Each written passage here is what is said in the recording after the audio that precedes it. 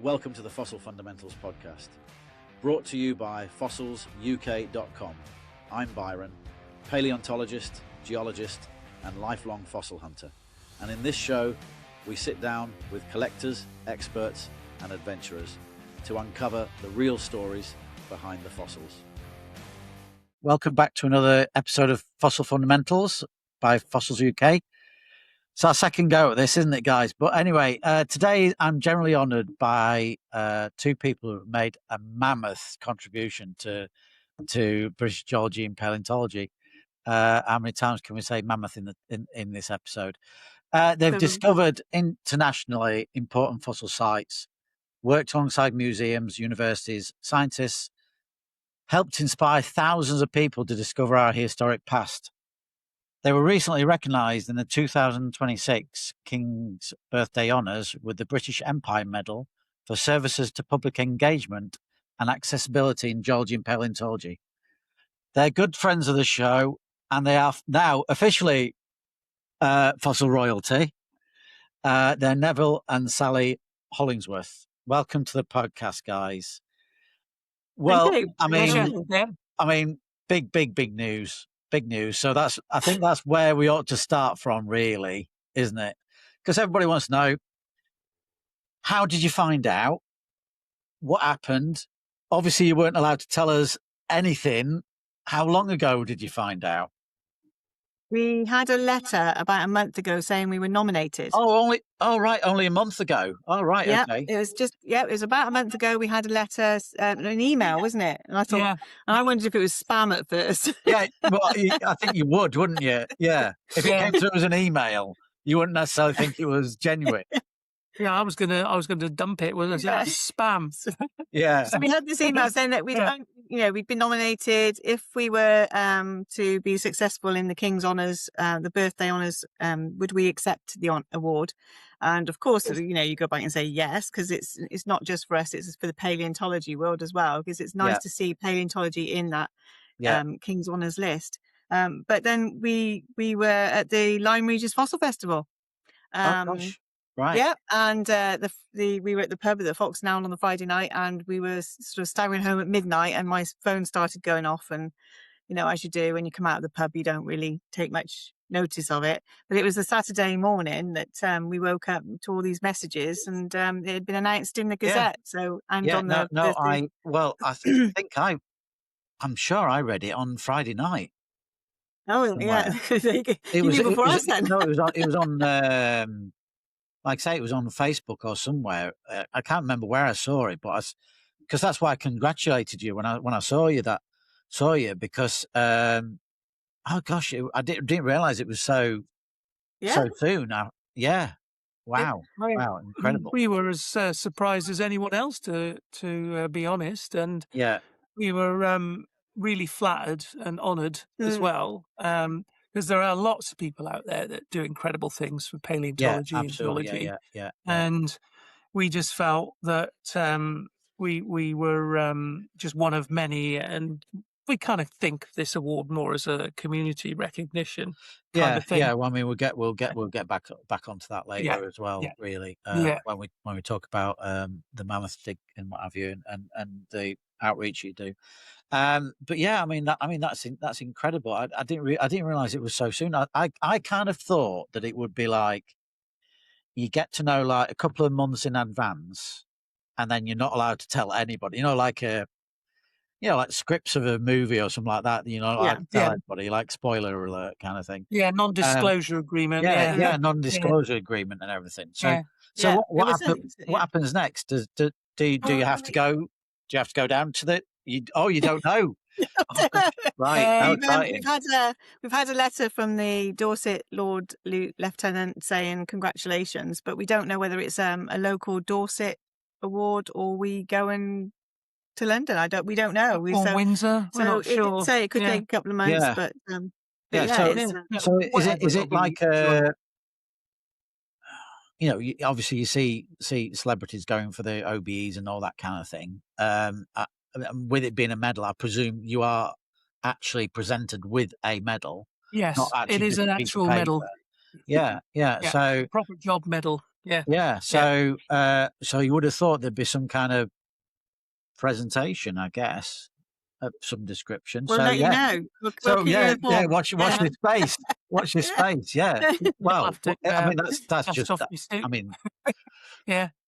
how It's exciting! amazing. We don't know who nominated us. We know it was probably for the organisation of the digs, because it opened up so many avenues for paleontology, especially for the students. And everything. So, Somebody did say to me that it might have been Birmingham University.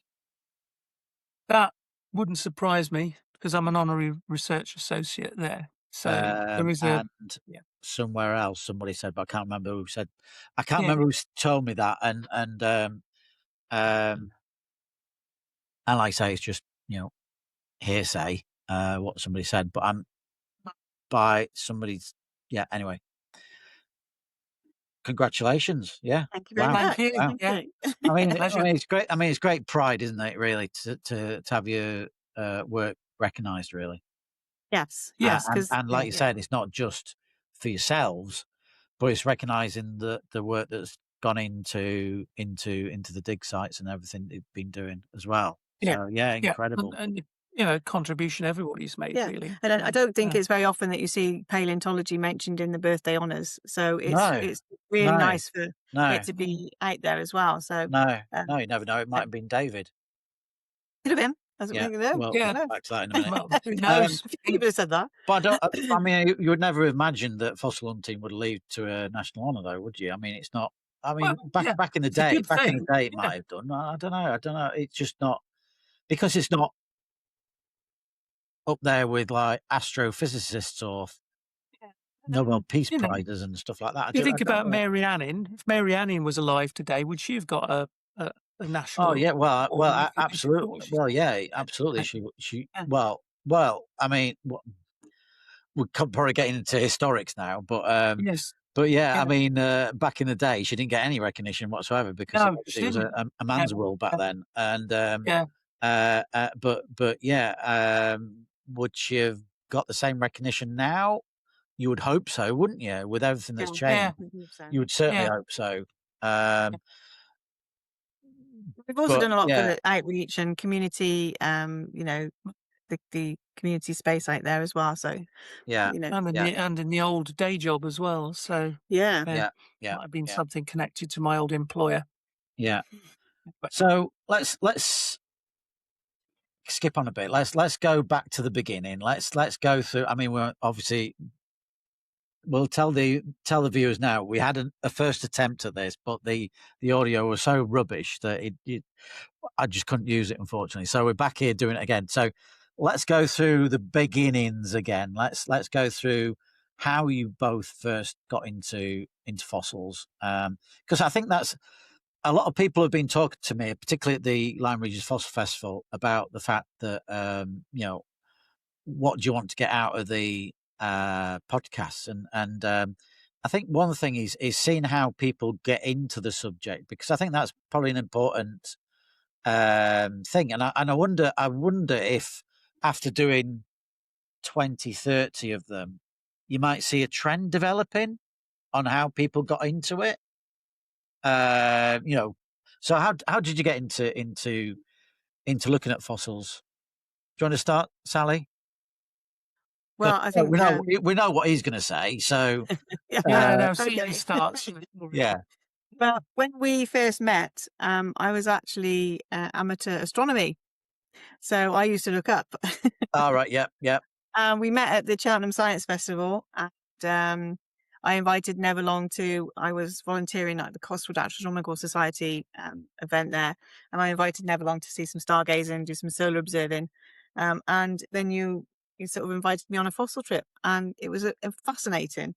I mean, just the natural history of your own planet is just amazing. So yeah, it got me hooked, really, isn't it? It did, and you never looked back.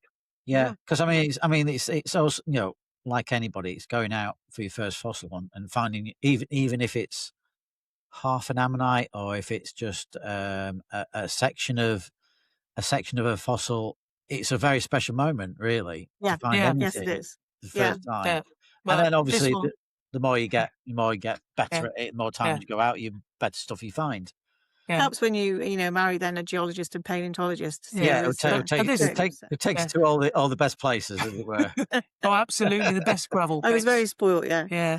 But the circumstances of the date that we had subsequent to our first meeting and your first trip with me, it was quite a cheesy thing in that we went to a quarry, and I said to Sally, "What would you like to find? What would you really like to find?" And I said, it's got to be a marine reptile, or obviously everyone says dinosaur, but know, and to lower your expectations, I said, look, you're more likely to find marine reptile bone. Yeah. Which we did. We found half a vertebrae of a plesiosaur. Plesiosaur, yeah, which you were well happy with. Yes, very happy. Yeah, I think I would be. Yeah. So you had that plesiosaur half a vertebra. And I thought half a vertebra is better than nothing. And, and we carried on collecting. And you found ammonites and belemnites and all sorts of things. And then about a couple of weeks later, I went back to the same site and I found the other half. Wow. Of the same vertebra. Wow. We thought it was the same vertebra. Well, sure it was. Yeah. So, no. I mean, you hear. I mean, I've been involved in stories like that where they found part of an ichthyosaur, and then 6 months later, they found the other half, and it fits perfectly together. I mean, that's incredible, isn't it? Well, that was the cheesy line. So he texted me to say, I think we should meet at a pub. Let's meet at a pub, have a drink, and see if the verts match and make a whole one. And that was it. Yeah, and they did. They did. So and the rest is history. The rest is history. Yeah. And we still kept the same. And I wouldn't let him glue it together as well. So it's still in two halves. So we still got it. Yeah, absolutely. Yeah. Makes divorce easier, doesn't it? It's my half. So Neville, tell us about how you got into fossil collecting. 3 minutes, please. I'll do it. 3 minutes. Yeah, under 3 minutes. Well, when I was the shortened version. Well, okay. When I was young, as in sort of like 7, 8 years old, I mean, everybody liked dinosaurs, and I was no different. And I wanted to find a real dinosaur myself at that age. And where I was living at the time, up in the northeast of Scotland, the chances of that was pretty limited. Pretty low. Yeah. Very low. And it was in an area where the oldest rocks were Devonian, and there was lots of it. Yeah. So I was lucky to be invited on an archaeological dig, and the dig was in a Pictish fort of all things. And one of the archaeologists on the dig, I was explaining what I was interested in, because to be honest, I thought what they were digging up was really boring. I thought it was just a load of shells and bits and bobs of pottery. But to be fair, even archaeology is very, very fascinating to me. To be fair, now we know. No, now we know, and I would have been amazed now, but at that age, I wanted to find something really interesting, dinosaur or whatever. And so, one of the archaeologists on the dig had a bit of sandstone, and they drew an impression of a leaf on it and presented it to me as a fossil. And I was so like, oh, wow, it's a fossil, And I was proudly sort of the keeper of this amazing thing until somebody fessed up that it actually wasn't real. And I thought, and I was so, disappointed that doubled my determination to find a real fossil. And that realization came when I moved from Scotland to Yeovil in Somerset. Oh, wow. And we lived on a building site near where the houses were, because it was a new estate. Yeah. And in the spoil from the trenches, I found an ammonite. And I've got it with me. The first fossil I ever found was this. Oh, wow. Look at that. Yeah. Yep. Brilliant. And that was when I was about 11 years old. Wow. So that ammonite was a Dactylioceras from the junction bed, which is or the Beacon limestone as it's now known. And that captivated me, and subsequently never looked back. I just collected fossils thereafter and just got more into it and more into it. Back in the 70s, it wasn't so cool to be into fossils. It was kung fu. To be fair, it wasn't in the 90s either, Neville. To be fair, well, would you like to come and look at my rock collection? Yeah, that never worked. Not the best catch up, not the best chat up line. So, so that was where I ended up going to sites, quarries, and fields, and looking for fossils. And of course, I was near Ilminster in Somerset, where you can find those. Yeah, lots of Jurassic, and not too far away from the Jurassic coast down in Dorset either. So yeah. My mum used to get rid of me during the summer to give me, I think it was 50 pence to go on the bus to Lyme Regis. And that'll probably get you a bag of chips as well. That would have. And a bag of chips and a pint of lemonade. And I used to go down to Lyme Regis on it was a Wakes bus. They used to run Saturday trips down to Lyme, and I spent a little bit of time on the beach at Church Cliffs and walked to Blackven, and that's where I got that fascination. And I met other collectors down there. Some of them are no longer here. It was a guy called Barney who was a famous collector there. Famous collector down in Charmouth. He had a very large collection. Yeah, I think I've got one specimen that was his. It's got like drill holes where he used to drill through the rock and pin them to the wall. I've still got one of those, I think, somewhere in the collection. But I never met Barney myself. That was a bit before my time. But we both met Martin Foster, who had a very large, extensive collection as well. And to be fair, Martin was one of those people that obviously I used to stay with a lot, and he taught me a lot about the Dorset coast. From being out there on the beaches, and this layer's there and this layer's there, and I was talking to went on a fossil trip with a friend of mine called Chris Gasson. That you probably know Chris, Dorset Forager. Dorset Forager, and I was telling him about Martin. I was saying about the fact that he used to use a whammer on the cliffs. The whammer. That conception, that contraption now would that wouldn't go down too well down in Dorset. No. So we won't tell them what it was about, but I'm pretty sure that is still at the top of the cliff somewhere in a bush. So if not, I heard it made it to the beach somewhere. Oh, okay, right. But yes, it was a piece of equipment that helped release nodules. That's all I can say. Yeah, no, we better not go down that path right this minute.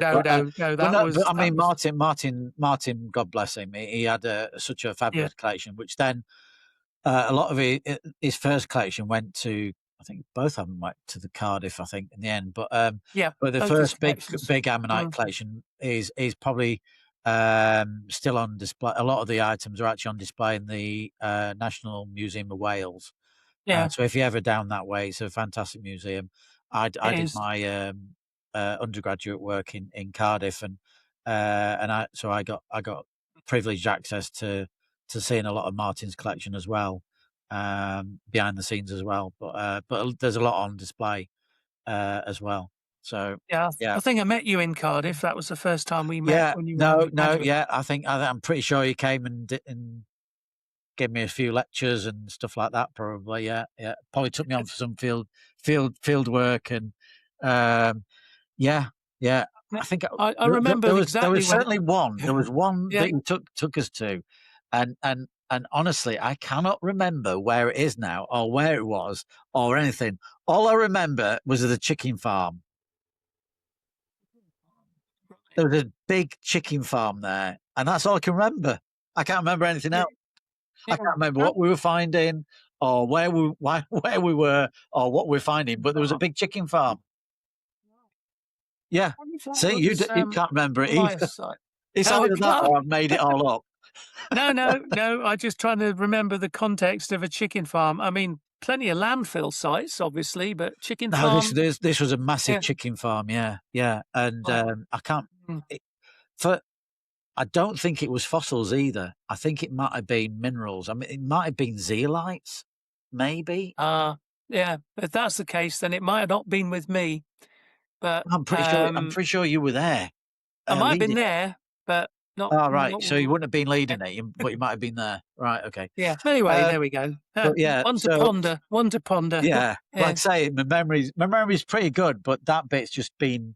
I can visually see in my head this chicken farm and wandering around this field, and that was it. That's all I can remember. Well, I remember we chatting in a pub in Cardiff, the Pen and Wig to be precise. Oh gosh! That was, I think, the first time I met you. Yeah. Gosh, never. And we talked about fossil collecting and professional fossil collecting and how you can make a business out of it. Yeah. Never. Yeah. Good God. I know. Good God, that must be that's like a long time ago. Yeah, I mean the Pen and Wig was quite a for students that was quite a posh pub, that one.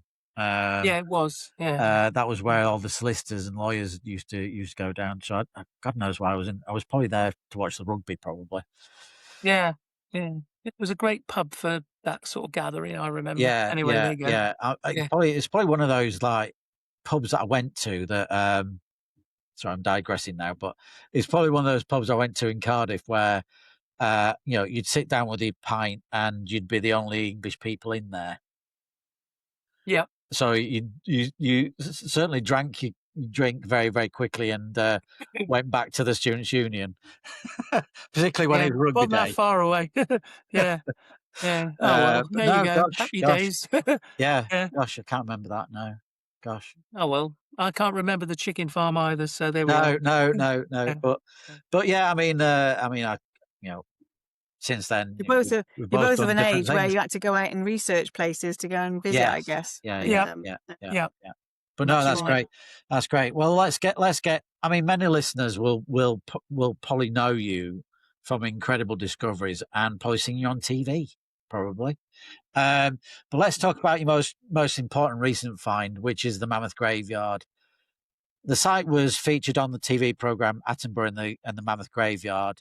That people can. I think it's still on the BBC iPlayer, I believe. It is. Yeah.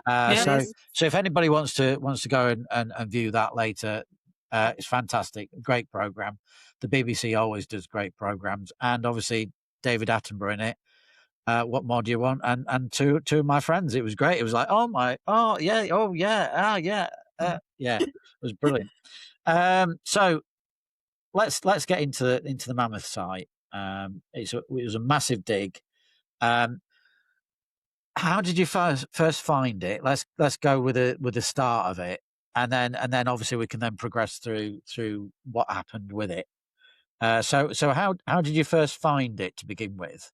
We were neighbours of an age where he was living in Wiltshire for quite a few decades, probably 4 decades, and was investigating the area quite condensively. It's like you had contacts in all the quarries, didn't you? And you knew a lot of the people in there, and you were doing sort of geological research for them, and some of that. So it's all about building relationships. But the Cerny Wick site was 2016. But it was actually the 13th of April 2017, because I remember it very well, that I found the hand axe. This is a replica of the hand axe. Wow, look at that. So it was the That's evening. One thing I'd love to find. Yeah, we'd had a sort of a scrape done by the digger driver who was just about to knock off his shift. So it was after work for us. You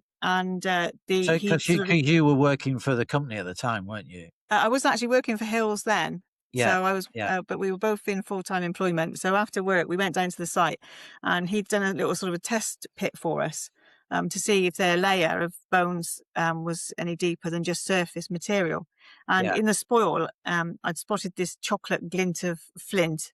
Never found a giant elk bone, didn't you? A toe bone from an elk. Yes. Yeah. And it was incredible in its own right, because it was not mammoth. So we were finding mammoth material. Yeah. And then, of course, the hand axe came up in that same layer with all the bones. And we thought, wow, it's special.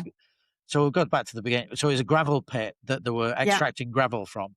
And it was a Thames gravel. So that's quite a rich gravel area. And these bones were laid in the bottom of the river channels at the ends of polyoxbow lakes or ends of bends of rivers. and that's where bones usually accumulate anyway, is in bends of rivers. And this just happened to be a very large bend in the river, and you started finding bits of bone in amongst the gravel at the below the gravel level, or it was level. in what we call an incised paleo channel, which had right, cut okay, down. Yeah. So basically, into just basically cutting within the gravel that's then filled with and with mud. Yeah, and it had basically cut down into the underlying Jurassic geology, which was in this place, Kellaway's sand and rock formation. Yeah. So there was quite a thick sequence of Kellaway's rock and sand, and there was a series of faults that ran across the floor of the quarry, down throwing the Kellaways, and then it was overlain by the Oxford clay. But the river had exploited that fault, and they just cut down and sized a channel. Yeah, and that channel was jam packed with Ice Age, Pleistocene material, absolutely rammed full of it. Yeah. Wow, we had a great relationship with Hills Quarry Products. The staff there, the management there, they were great, and they sort of wanted to learn the story as much as us, really. Yeah, so, absolutely. Yeah. Encouraged us to. And that would then. I mean, a lot of quarries don't realise that they can generate a lot of community goodwill by having, if they've got things in the quarry, they can put a little area where children and schools can come and have a look at the products. Really. Yeah.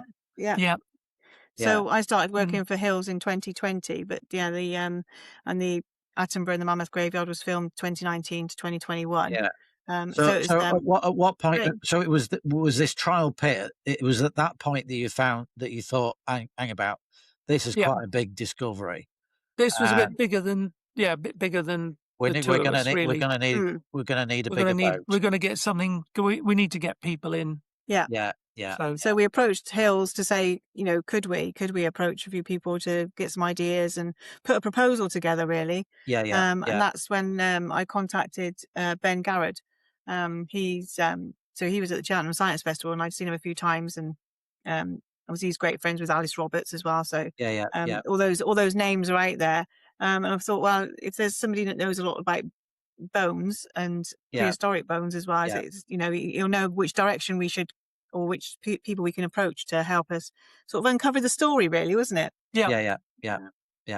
And that was the very beginning of the development of the excavations that took place. So there was one excavation that just realised how incredible the site was, and then obviously there have been subsequent digs that have built on previous successes. So you've done what, two digs there now, or 3 digs? 2? Yeah, that was the third and final dig last year. 3 digs. And it was 200 volunteers over 4.5 weeks.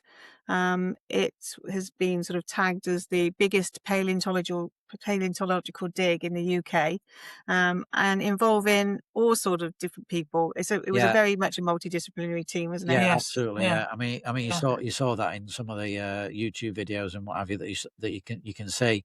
I mean, obviously, it's hashtag Task Force. It's Task Force. Hashtag Task Force. Sally Ann Spence kindly interviewed a lot of our participants, and you can see lots of the videos from people's different angles of why they were there and what was being found. There's over 100 videos on YouTube. Unfortunately, it was personal issues that I just couldn't come down to that final one, unfortunately. But I would have loved to have just been there just even for a day, just to see it all and do a bit of digging. Yeah, it was a great atmosphere, wasn't it? Yeah, it was absolutely. And you see that within, because we've just come back from the Lime Regions Fossil Festival, so and you saw that what's the right word, camaraderie within all the students that were there as well. That, and I think that was really important for the young up and coming students and people that were interested in getting into paleontology. It was an avenue for them to get into that, and that, I think that was one of the for me, that was one of the most important aspects of the entire dig, I think, because there's no There's no experience. There's no chance for them there's to. no other experience they can Yeah, gain. it was When great. I was at university, there was no such thing.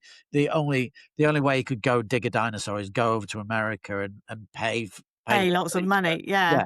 Yes. and that was the only And we way. I wanted mean, this to be definitely open to anybody who wanted to join in. yeah, I absolutely, think there was like 20 universities. yeah, We yeah, had yeah, 6 museums involved, yeah, because also not just for students to experience this, but also museum staff who see end results of material in a museum yes, yeah, cabinet. yeah, It's yeah, nice for them to also experience what it looks like when yeah. it's in the field. Yeah, I So mean, it was a great opportunity for when I was all doing sorts of fossil, people. when I was doing my undergraduate work and particularly my masters as well, there was a lot of individuals in there doing their work, but they were just basically using old papers and rehashing it. None of them had actually ever done any field work whatsoever, which I found extraordinary. Yeah. That they'd never been out in the field actually looking for these things. So it's a very, very vital part of any paleontology degree, really. I think is actually getting out in the field and Yep. walking the beaches or doing, So that was why it was such an important dig really for that point. Because I mean, like I say, it's just such a cross section of all ages and all abilities. Not just academics, but you had people off the street kind of thing. If that's the right word, that's probably derogatory, probably to some people. Enthusiasts, yeah. Enthusiasts, We don't like using the word amateurs because a lot of these people who were on the dig that are, have Passionate enthusiasts. passionate and have come into paleontology and geology through completely to be honest, non-academic. a lot of the amateur collectors, I think I know a lot of them, and probably have quite a lot of them on the podcast eventually, but they know an awful lot about things that some of the academics don't, because they've solely researched that area for so long. They know everything about that subject. Whereas someone like myself, I kind of bit and bat between everything because obviously I've got to look at everything and know a lot of general knowledge, but not necessarily very specialist knowledge, really. No, so it was a great opportunity for anybody to get involved, and we actually didn't say no to anybody who wanted to come down and be part of the team and the community that we built. But also, it wasn't just about the dig. When the day digging finished in the quarry, and we came up to base camp, as we called it, or topside, in the evenings we would put on presentations and talks. So, for instance, last year we had the circus tent was there, and we were doing Steve Steve was there, part of Earth Science Outreach.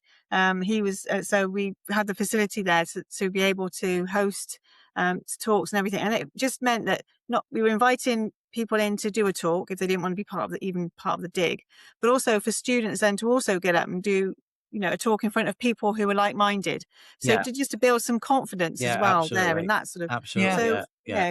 And we had quite a few people. I mean, some nights there were 2-3 presentations in an evening, and it was great because the dig didn't then seem to stop until sort of it was great, and it almost turned into a festival. Almost like a Glastonbury, wasn't it? It was a paleontological version of Glastonbury, really. It was definitely a rock festival. A rock festival, absolutely. We had a few social events as well, didn't we? So I'm pretty sure because I remember my geology days, and they were always like, we're in the field, but at the end of the day we're in the pub. No, so I mean, it was an incredible dig. I mean, it must have been very, very special digging out some of these Ice Age bones that you found. I mean, what kind of things did you find in the dig? What kind of animals did you find? Well, as I say, it's a very long list. Well, we mentioned the word mammoth the third time. It was kind of like a leading question, really, wasn't it? But we've had bison, and the elk, the deers, I think one of the highlights. Horses. The hyena evidence, and You got Gosh, human activity with I the think Andax, one of the obviously. highlights at the end of the dig, it was the last weekend of the dig, and it was sort of mid-August. It was International Cat Day, weirdly enough, Never. and there was a No, lion, cave lion you're jaw was kidding me hanging. now that it was Cat Day and you found a It cat. was an International No. Cat Day. There's a thing, No. but it was that day that we found the cave lion jaw, and it was incredible. Yeah.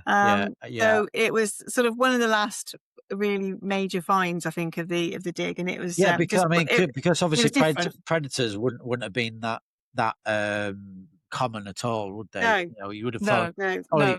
If you did a percentage chart of everything you found, you'd probably high percentage of bison and elk, probably obviously mammoth as well. But you know, of the rarer things, that would be like, you know, it's like bingo card, isn't it? It's like you're waiting for that one number to come in, and it came in on, of all things, Cat Day. Yeah. I mean, can't make it up, can you? No, we didn't, and that's the part of it that we couldn't believe. It was very bizarre. Yeah. But it was great. So you found wolf, obviously, I think. Yep. Yeah. So there was wolf. Yeah. Hyena. Trying to think. So you must have found quite a few small things as well. You know, like Yeah. There rodents was not that much rodent material. Right. In fact, it was virtually non-existent. That was the thing. There was a few tentative bits. There was obviously deer and there's horse and stuff like that, but not much in the way of rodent. Right. But what we did find a lot of were fish, as in river fish that lived during that period of time. Oh, right. Okay. A lot of salmon bone, a lot of smolt, which are sort of juvenile salmon. So were they very, very small small bones and things in and otoliths, the ear bones. Sieve off the remains and get all that in the sieve material. Yeah. A lot of otoliths, a lot of beetle and stuff like that lived on nearby land. And a staggering number of snails of different types that indicate fast, slow-moving rivers, land snails, all that kind of thing. Yeah. And so did you find any complete skulls on the dig? I'm only interested in that because, as you know, I come from a taphonomy background, so and I've done a lot of research on transportation of bones in rivers and all that kind of stuff. So and that tends to be the one thing that tends to go first, leave all the other bones behind. So we found partial skulls of bison, so horn cores, jaws, and the like, but never together. It was always disarticulated. We found a mammoth skull, which was abraded. We found jaws with teeth in of mammoth. So all disarticulated. There was nothing in any kind of connect. There was nothing connected. This is why I think it was nicknamed the graveyard, wasn't because it was a mishmash of so many different animals that all got washed into, like you say, an area of a river that would have been an oxbow where the So probably maybe like a little bit like what you see in the Serengeti, where there's a very, very fast moving river and they're all trying to get over, and then some of them might die in there or get washed in or whatever through flash floods. Yeah, interesting. So I mean, obviously it's going to be an ongoing project and going to be obviously get written up at some point. So you must have. I'm thinking tens of, if not 100 of papers probably come out of it eventually. Where is it all going to, and where is it being stored? Well, at the moment, we're just waiting for a museum to say yes, they will take it. But we hope that it all goes to a particular museum, right? A national museum. And we want the collection to be together. We want it to be accessioned into a museum so that it can be researched. Yes, absolutely. Easily accessible. Yeah. I mean, the hope is that one day, there will be a display. There's been a few, teasing displays, Carinium put it on for a couple of months. We've got some at the Portland Museum at the moment on display just to tell the story. We're hoping. To be fair, and here's a shout out to anybody from the Naturalist Museum that might be listening. It would be a fantastic display in London, really. And why they're not thinking of that, I do not know. But that would be. I mean, the whole story of it. A whole gallery. Yeah. Telling the story of it would be right up the there. material is part of it, but it's the story behind it, isn't it? No, absolutely. That's why we're hoping that the museum that will agree finally to take the collection will take the stories as well of the people that were involved in the project, and celebrate that through exactly the kind of exhibition that you described. Not just about the fossils, but about the people that were involved, the stories they bring, the expertise they brought to the site, and the fact that it created a community of what we call practice, where people are building careers as well as building up on their skills as well. Absolutely. And it's going to be an ongoing thing. So the book that we're going to produce as well is going to be a kind of, we'll call it a coffee table book, but it's going to be a general narrative of how the site came to be and what happened since, so including the stories of the people. So, and of course, it wasn't just about Ice Age, was it? Because we had Jurassic. Oh, we've got back Jurassic. We've got marine reptiles that that can be researched on as well, and the ammonites and the Kelloways Formation. There's a whole huge story to be told of this site. No, it's incredible. What's the future plans for the site? Is it just silt ponds? It's just silted up and then made into a nature reserve or something like that, is it? Or it's going to be buried in time again by meters of silt from the processing plant. And it's already a lake. It was a lake within 24 hours. As soon as the pump goes off, it's you're way topped within an hour. So the actual site is underwater. That's a shame. It is a shame, and it was very sad when we had to switch off the pump. But Hills Quarry Products have given us several years of opportunity to dig the site year in, year out, because they recognise the value. They also were very keen to support us as well. So we are really grateful to them for that. But what it shows is that the aggregate industry and the sand and gravel industry, sometimes they get a bit of a bad name because they seem to be destroying the environment and causing all sorts of issues. Where this reveals a short window in time that has revealed a point in our past that has revealed a lot of new information about our ice age. About the history, the glacial history of Northern Europe and animals and all that sort of thing that lived at the time. And the fact that you've got human activity as well at the same time. You've got our direct ancient human occupation of Britain. Because I believe that humans probably at that time didn't get as far up north as where I am at the minute during that time, because obviously there was nice. So anywhere, I think the cut off is like in the middle somewhere. So anywhere south, any evidence of humans around in ancient Britain is like say you've got the axe, but I'm presuming you got a few cornflakes and stuff like that as well. We've got quite a few more a few more flint tools and axes, scrapers, all sorts. So and some of the bones had butchery marks on them as well. Yes. Didn't they? So and there's certainly evidence of animal predation because a lot of the bones are gnawed. They've got teeth marks and everything in them. So it was an interesting ecosystem. And like I say, from my point of view, it's more interesting of the fossils are interesting, but it's also where I come from is how they got there in the first place. That I find fascinating, because obviously from the point it died to you finding it, there's an awful lot can happen to it for it to accumulate or you to find it, and the statistics of actually it preserving in the first place is just up there past like winning the lottery. So it's incredible, isn't it? Yeah, and that is partly because most of the bones were found in a sort of river silt. It was quite fine-grained sediment, a lot of it. There wasn't much that we found in like open channel deposits. So they were buried in this silt, which probably after a flood or in a quiet bit of the river. Were they subsequently really well preserved. Were they current aligned as well? Some were aligned with washed up against septarian nodules from the Oxford clay. Okay. Right, there were hundreds and hundreds of concretions all stacked up.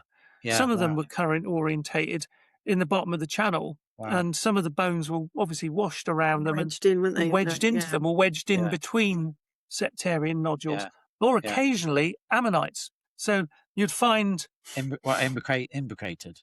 Yeah, an imbricated ammonite and a bone against a septarian nodule. So you were getting Jurassic ammonites with Ice Age bones, literally next to each other. It was a really sort of unusual sight in that respect.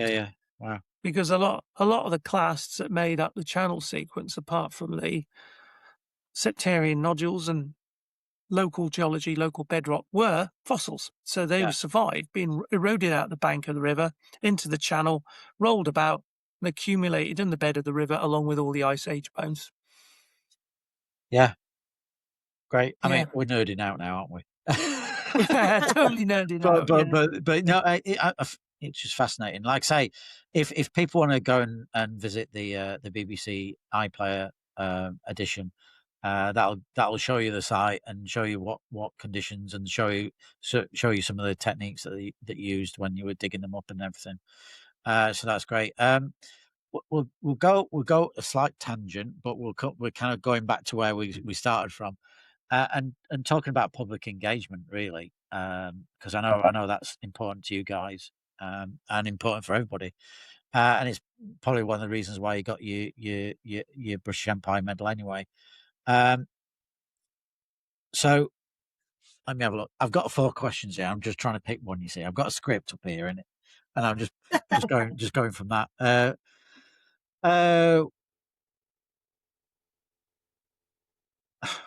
Why is, I mean, it's just all right. We'll go with that one. Why is sharing geology with the public so important? Sure. Well, I think it's because it's there, it's outdoors, it's tangible, it's real, and it's a fantastic way of inspiring people, especially young minds, about the natural environment and our paleontological geological heritage. And we think that people are naturally curious, and one of the things that we really enjoy is engaging with those people of all ages to be on a journey to discover the excitement of paleontology in all its forms and ways of means of and young people, I mean, especially they're the next generation. Geology as a subject just underpins everything that you do in your normal life. Yes. If you go, if you look at where your town is, for instance, the underlying reason why your town is where it is will probably be due to its underlying geology, either like in where I'm from in around Doncaster and the Barnsley area where my family's from.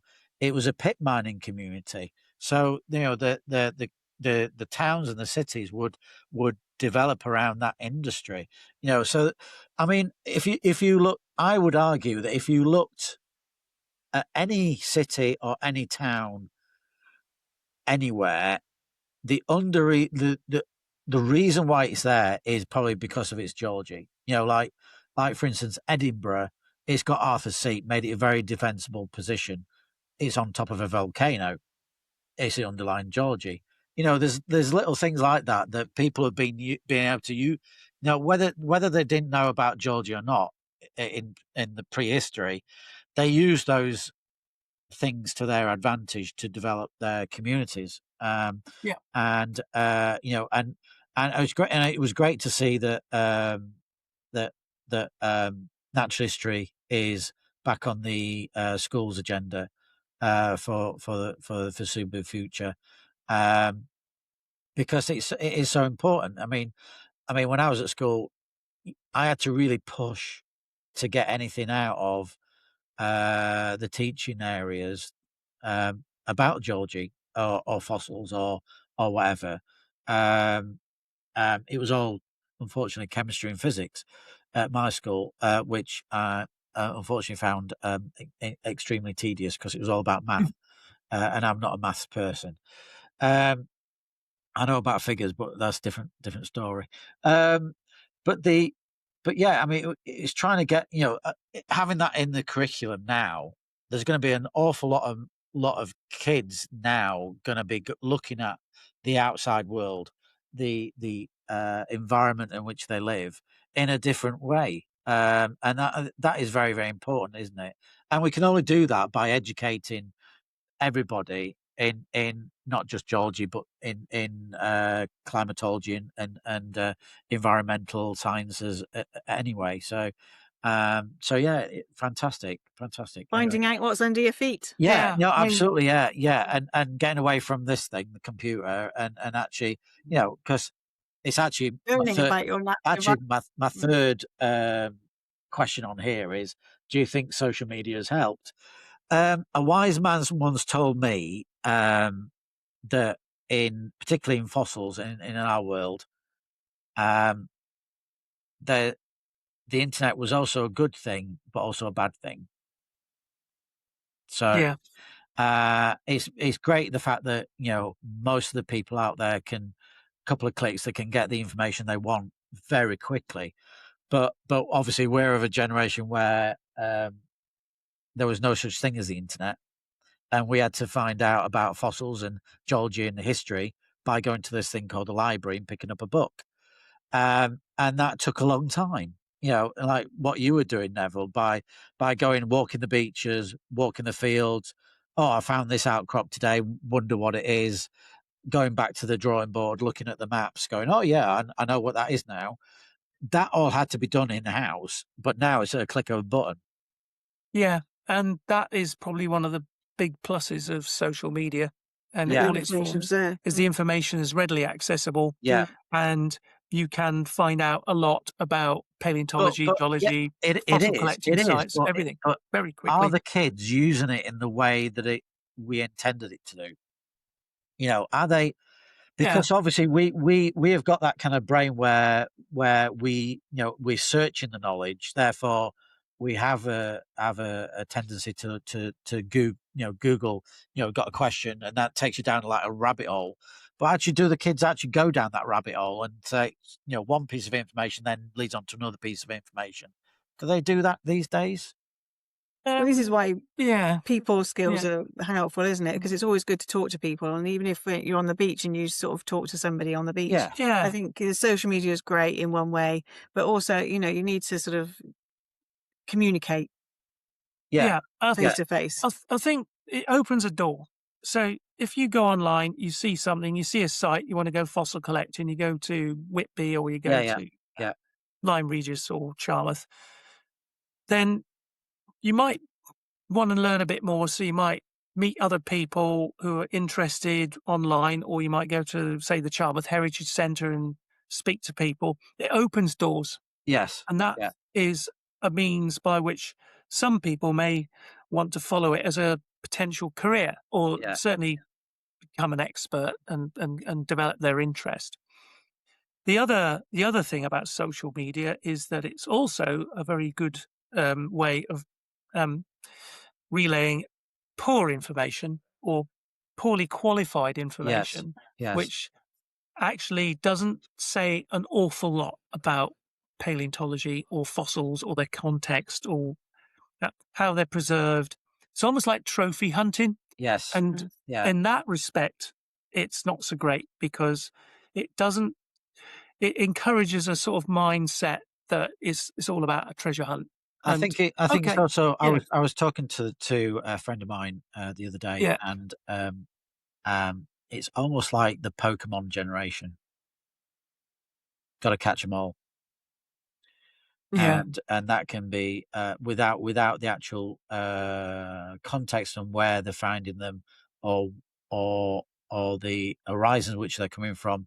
Not having any knowledge of that, but it's just that one particular. I've got a Dactylosaurus, and it's this species.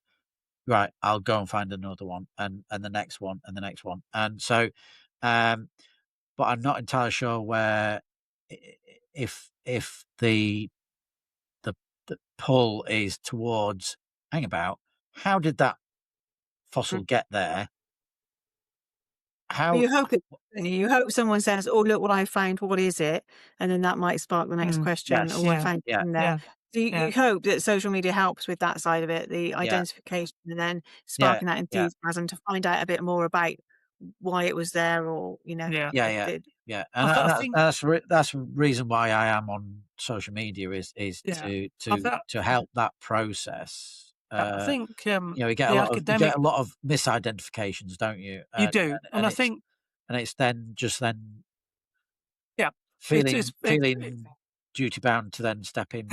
Yeah, and I think the other thing is that a lot of the, that we'll call it, broadly speaking, the academic community, don't always have the time and resource to devote their interest to going online and checking to see what else is being done. I think you are seeing a bit more of that, though, Neville. I think it's starting to pick up. And I think, but it's a bit late to the game because people have been posting stuff for quite a long time now, and I think there's a catch-up bit going on. But what you don't see is it translated into people joining geological societies or anything like that. The memberships. I mean, we remember when we first started, there was lapidary clubs or geology clubs or and that's how some of the fossil fairs first started was because it was the club show. It was the Essex Rock and Gem show. It's just like that scene out of Detectorist, where they take over a hall and they have a finds table and everybody has a finds table, and that's how they used to be, isn't it? Back in the day. But you can do loads of stuff online, and it's not a fully dimensional approach. And one of the things that we find is when you engage people at events like the Lyme Regis Fossil Festival, and you see the tremendous interest and enthusiasm that's out there. I mean, it's just a fantastic event, isn't it? People of all ages that really want to, learn more. When they leave that festival, then where do they go? Yes. Do they join the local Geological Society? Yes. There's Rock Watch. There's stuff for young people. Some of the learned societies. There isn't an awful lot in between, though, is there? There's not much in between. So it's harnessing that in a way that allows people to find it interesting. It's fun. If they want to learn more, they can. And then there's people they can actually talk to, not go down that AI route where you might end up getting information, but it's not necessarily the right or the most useful information. I mean, I've read going back to that point, Neville. I've read quite a lot of papers, in fact, sometimes where they profoundly state that this is the Bible, and when full well it's not right, but then everybody believes that because it's in a paper, everybody solidly puts the blinders on, and that's the status quo for a long time until somebody goes, actually no, there's this over here as well. Have you not thought about that? And it's the curiosity factor that leads people down those paths as well, isn't it? Well, we know from the Mammoth dig that it built that sort of community up, that a lot of them have stayed in touch with each other. Yes. They go out on trips together, they organise events together. Yes. And it's built that sort of network of like-minded you saw that at the Lyme Regis Fossil Festival. All the young I would say student, younger people. But that's kind of like probably from probably about 11 till to 20 odd.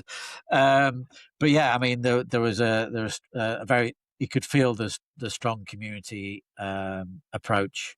So they've made their own sort of society, self-sustaining, and that's what and so it works. It does work if you do that sort of thing and you build that community and people share their knowledge and expertise, and you've got people from all walks of life, like you say, not just academics. You've got people who have got enthusiasm and interest and develop their own passion in paleontology, whether it's a professional preparator or somebody who is a really keen field worker, or somebody who's following a academic career, doing geology at university or whatever. Here's a question, because actually we've gone by talking, we went through the next chapter anyway, which was about accessibility. But so the one of the questions, I mean, how can museums and geology do to make it more welcoming, do you think? Is there one specific thing apart from obviously make it fun? And then well, opening up no, not just the collections, but being more accessible through being more inclusive. Because if you think about it, you went to a museum 40 years ago, it was full of stuffy, it was a bit stuffy and stuff in cabinets, and there wasn't much else going on. You might see a poster and say about an academic talk about, some detailed bit about the Upper Lias or something. I think that it is changing, and a lot of museums are really sort of opening up, and they have been doing it for a while, and some are better at it than others. Our local museum, for example, we're doing a lot more with them, and they're opening their doors more and being more visible. But being visible and sort of saying, look, we are a resource. Come and use us. Come and see us. We're not scary people to come and talk to. We have an amazing collection of stuff here. We've got lots of activities and events.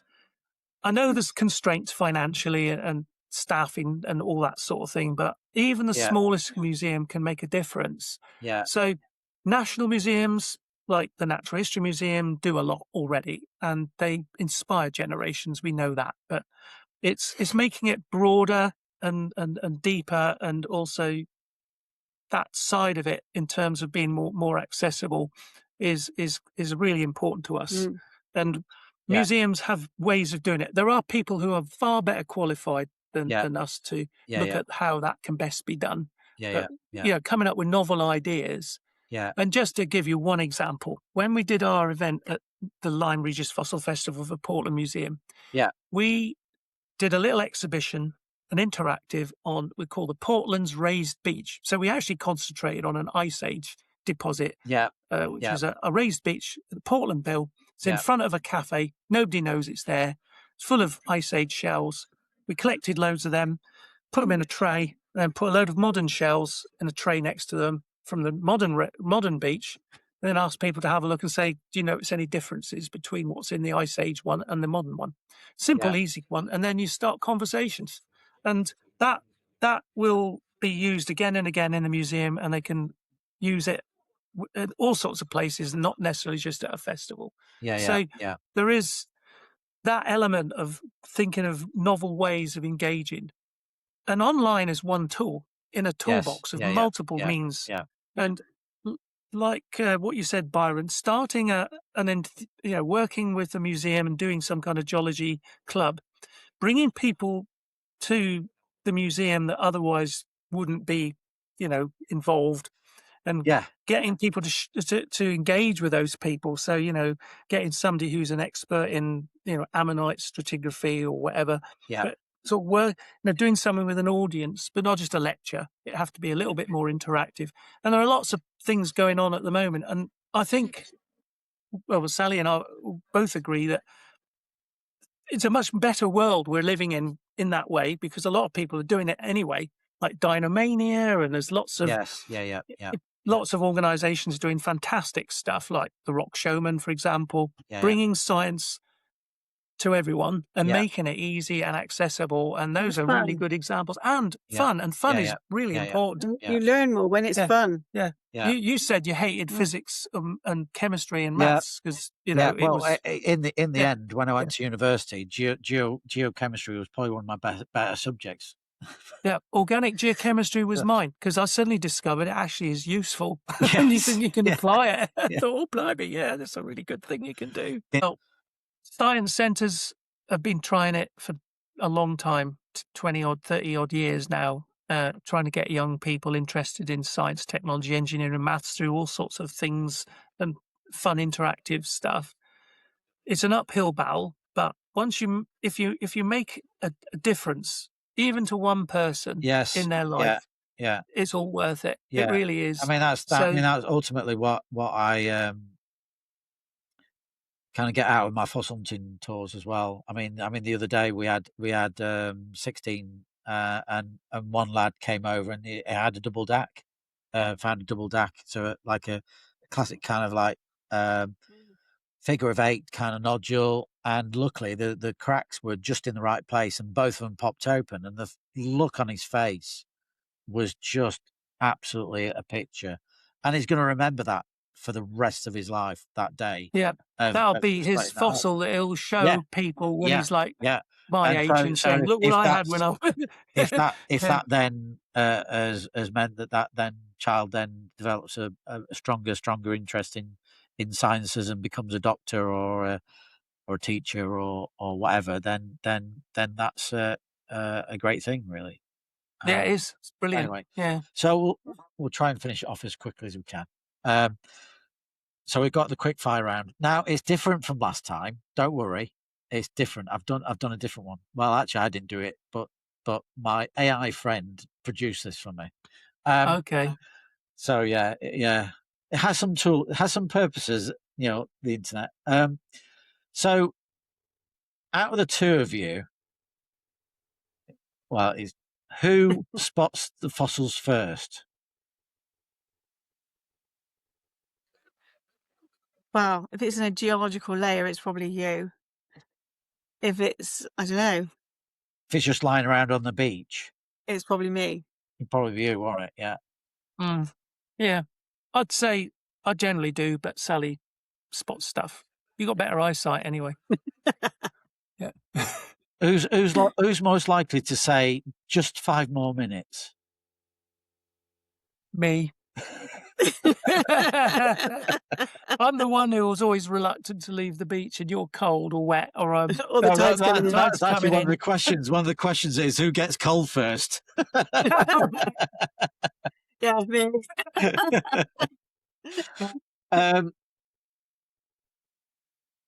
What's the best fossil you've ever found? I find him. Well, he is old and crusty. We'll give him that. I know. If there's one thing I would point out, I mean, notwithstanding that first ammonite is a mammoth skull in 2004. Yes, yeah, the one that came out of the Cotswold Water Park. Yeah, that one. That was probably the best one ever. In terms of spectacular. That was virtually complete, wasn't it, with the tusks? It was complete. Yeah, it was. There was more of it. Sadly, it all got a bit dispersed. They kept the skull was the one bit they managed to rescue. Yeah. And I believe that was on. Is that on display as well? It is. It's at, is it in the Cotswold? What is it in the hotel? Used to be. Yeah, but it's been moved. It's now at Cullingmore's head office in Whitminster. Yeah, the Cullingmore Group's head office in Whitminster. It was the gateway for it. Yeah, that's where they've got it. They could have kept it in the De Vere's hotel lobby, couldn't they?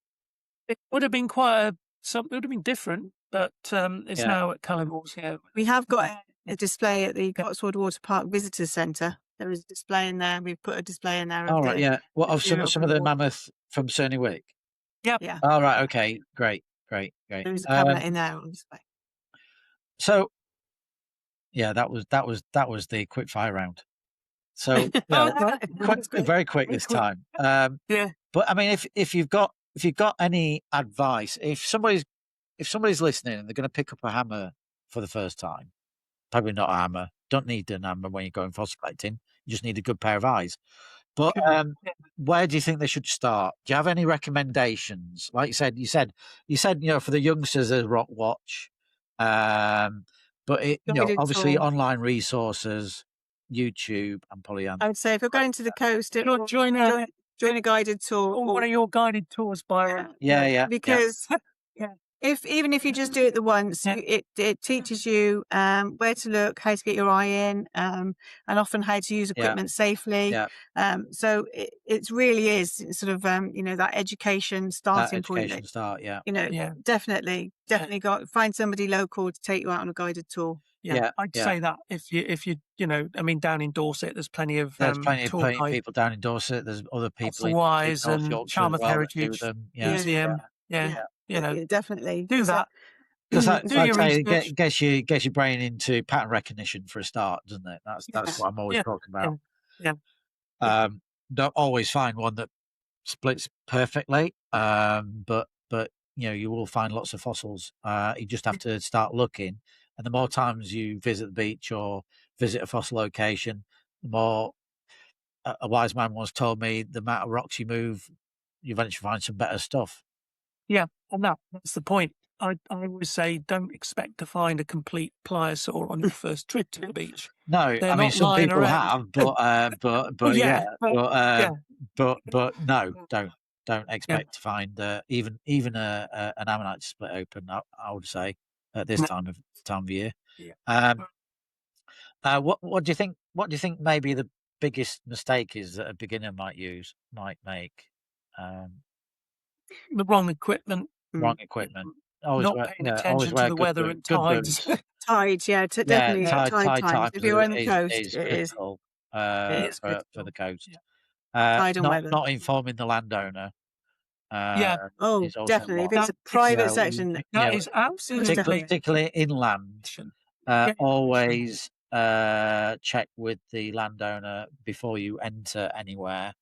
Landowners don't take kindly to finding people collecting illegally on their property. I wouldn't want someone coming in my back garden digging up my garden. Exactly. So, and if there is organised parties that go to locations, I would go on those. Because you meet people as well that are like-minded as well. So then that's when you start the communication up. Yeah, I mean, it's just trying to find locations where we can go. There's a particular site just north of here. I can't name it because obviously for legal purposes, but there's a place a little bit further up that we've been waiting for 4 years to take a group in there, and they're just not in the right beds yet, and we're just waiting to get into that. It's definitely. And we can have a talk about that. Could talk about that off there. Building relationships, isn't it? And then waiting, we've been there and done that. So we've had to wait years to get into places with the right time and the right people. But definitely. Also, the other piece of advice is persevere. Don't get put off by your first trip and you don't find anything. I mean, don't be put off by what other people say as well. I mean, there's a lot of